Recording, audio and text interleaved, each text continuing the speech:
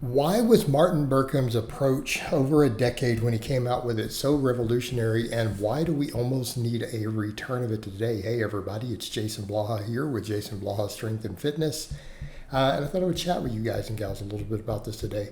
Now, obviously, I run a more strength and performance oriented channel, not physique. But here was the thing. And for those who are unaware, Canobody literally ripped off Martin Berkhan's work and pussified it. Like, and Martin called him on this. He was very adamant about it, very upset about the fact that Canobody was one of his students. So people who are unaware, Canobody was a student of Martin, who then took his family money and business and basically watered down and made Martin's approach even easier and then marketed it. But for those who weren't aware, Martin Berkhan was a guy from Sweden, had a ridiculously good physique, busy lifestyle, socialite and everything, did modeling and stuff. And he's just like, look, I don't really live in the gym. And then everyone's like, well, this is crazy. So he put out his stuff, but Martin was really big on extreme intensity and strength in the gym. Okay.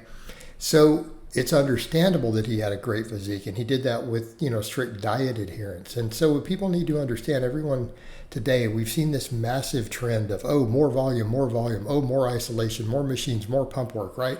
That's the way all of these circles have gone, yet they forget that, 15 years ago, Martin Berkhan came out on the scene on the internet, and he got people in phenomenal shape with 30, 40-minute workouts. And this is what would blow people's minds. And they're like, I don't understand how. But when you look at the real data, you understand why. Big exercises cause just as much muscle as small exercises do. If you go really close to failure, all the muscles get worked. In other words, if you're training hard enough, a bench press absolutely works the front delts, to some extent the side delt, the entire chest, the triceps, and so on. See where we're going? Martin had people basically focus on 4 lifts. And I mean, yeah, it really was like that. So a lot of his training approaches were, you had a squat, bench, and deadlift day, and then you do some sort of back exercise after. Usually weighted chins. So he pushed weighted chins as a major performance. He's like, on some of the days you could do more chins, or you could do a barbell row.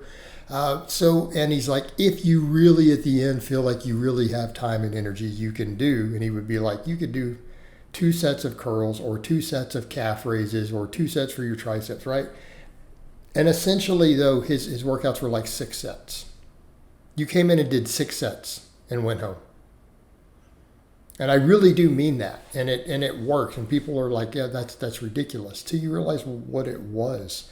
It was reverse pyramid training to failure on big exercises with drop sets. And reverse pyramid wasn't the way Canobody and some of these guys are doing with really short breaks. It was long enough breaks to recover, but you would go really heavy on the first set. So it was stuff like where you had a squat day, a bench press, and a deadlift day, right? And I think like on the squat day maybe or whatever, you did chin. Some of them you could do overhead press. So he basically also pushed that as a 5th lift, right?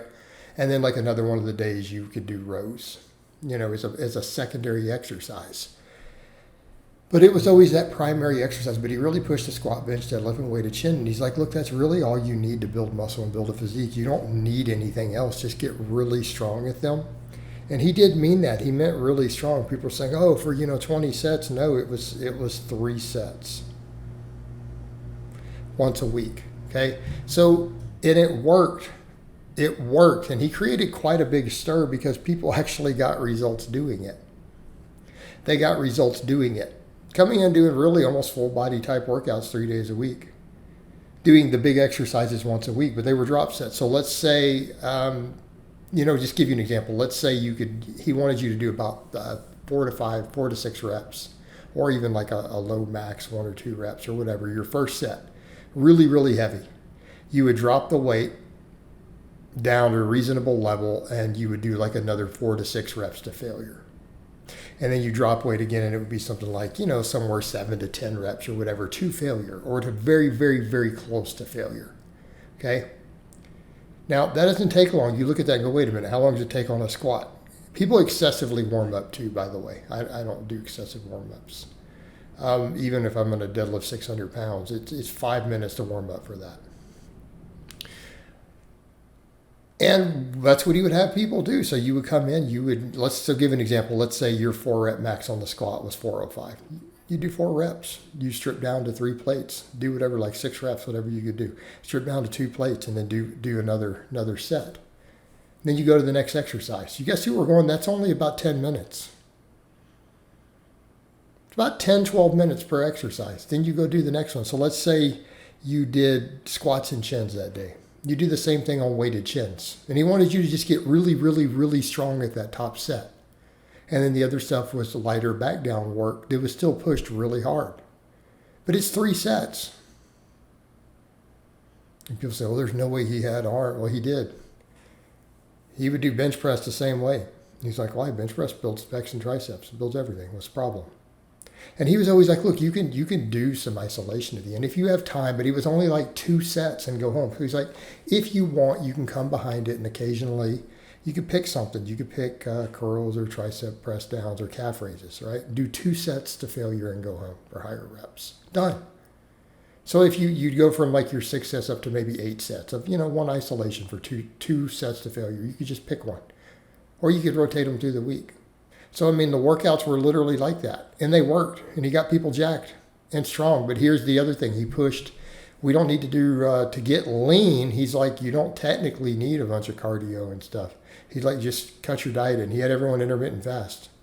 They did like 18-6 or whatever, 16-8. Where you just have an 8-hour feed window every day. And he's like, just eat tons and tons and tons of protein. He would have people fast for 16 to 18 hours a day, have a feed window, usually in the evening, and you would eat huge amounts of protein. He's like, yeah, get maybe 50% of your calories from protein. So what does that mean? So if you're eating whatever, 2,800 calories, 1,400, that's over 300 grams of protein. He's like, and just fill in the rest with whatever you want.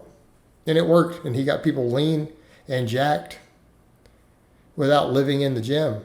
And it's threw a lot of people off because this is contrary to what all these influencers with, oh, we need to isolate everything. Oh, you can't have all these stabilizers. Everything he did was a big movement. He just worked tons of muscle and you took sets to failure and progressively overloaded it. You just got stronger. He's like, and then the conditioning or the body fat in, just your diet. He's like, we just use fasting to control calories and eat lots and lots of protein to control satiety, get a thermic effect. And it was a ridiculously simple approach, the lean gains method, and it worked. It absolutely worked. And that upset a lot of people because think about the fact that he got average Joes into pretty dang good shape. We're not talking being competitive bodybuilders. We're just talking having the best body in the room. But the thing is, they were all strong too. So Martin was deadlifting well up into the 600s, right? He was benching like 350 pounds. He was deadlifting like 650 while having ripped abs, okay? And he trained like this, and it worked well for him.